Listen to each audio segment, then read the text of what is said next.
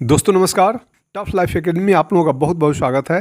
अगर आपने पहली बार इस चैनल को विजिट किया है तो जरूर इस चैनल को सब्सक्राइब कर लीजिए तथा साथ में बेल आइकन को भी प्रेस करके ऑल बटन को भी दबा दें। तो आइए अब वीडियो शुरू करते हैं। तो आज हम इस वीडियो में डिस्कस करने वाले हैं कि मंडे को अपना बाजार अर्थात इंडियन स्टॉक मार्केट कितना गिर सकता है। दोस्तों, अमेरिकन मार्केट के गिरावट को देखकर हर इन्वेस्टर और ट्रेडर्स डरे हुए हैं। सोमवार को अपने बाजार में कितनी गिरावट होगी, कहीं ऐसा तो नहीं होगा कि इन्वेस्टर का सारा पोर्टफोलियो स्वाहा हो जाएगा, क्योंकि 90% इन्वेस्टर्स का पोर्टफोलियो अभी अभी रेड से ग्रीन में आया था, अर्थात लॉस से रिकवर होकर प्रॉफिट में आने वाला ही था। तब तक एक और बाजार पर संकट टूट पड़ा। इन्वेस्टर के मन में पुनः यह डर घर कर गया है कि कहीं ऐसा तो नहीं होगा कि फिर पोर्टफोलियो बहुत दिनों के लिए लॉस में चला जाएगा। बहुत लोग अर्थात बहुत इन्वेस्टर तो यह सोचना शुरू कर दिए हैं कि चाहे घाटा हो या मुनाफा, इस बार पूरा का पूरा पोर्टफोलियो ही बेचकर खाली कर दें। एक्चुअली इन्वेस्टर के डरने का मुख्य कारण यह है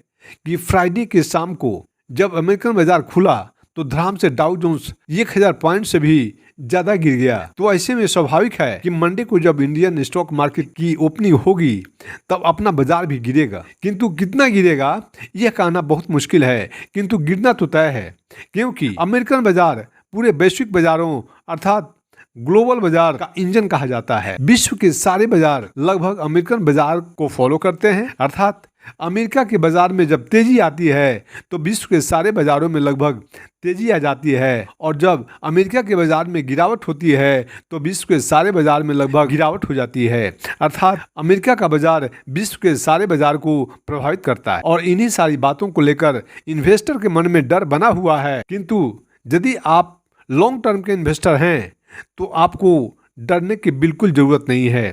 अपने डर को बाजार के बाहर ही छोड़कर आ जाएं, क्योंकि इस तरह के इंसिडेंट्स होते रहते हैं। जैसे कि कभी कोरोना आ जाता है, कभी नोटबंदी हो जाती है, कभी ग्लोबल इशू आ जाता है, कभी इन्फ्लेशन बढ़ जाता है।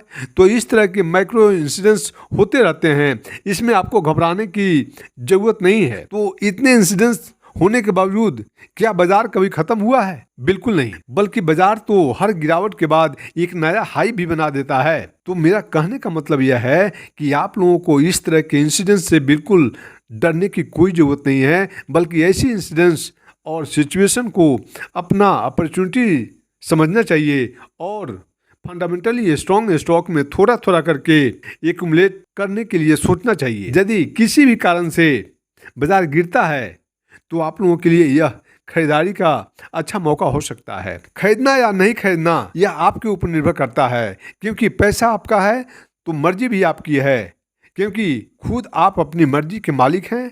आपके ऊपर किसी का कोई दबाव नहीं है। दोस्तों, अमेरिका के बाजार गिरने का मुख्य कारण यह है कि वहाँ इन्फ्लेशन काफ़ी बढ़ा हुआ है, जिसके कारण इंटरेस्ट रेट बार बार बढ़ाने की बातें हो रही है। अभी पावेल जी का कहना है कि इन्फ्लेशन काफ़ी बढ़ा हुआ है, इसको काबू में करना बहुत जरूरी है, और इस इन्फ्लेशन को काबू करने के लिए हमें आगे कई बार इंटरेस्ट रेट बढ़ाने पड़ सकते हैं। मिस्टर पावेल जी के इसी स्पीच को सुनकर बाजार को डर हो गया और बाजार धड़ाम से गिर गया, क्योंकि बाजार को एग्रेसिव इंटरेस्ट रेट बढ़ाना पसंद नहीं आया।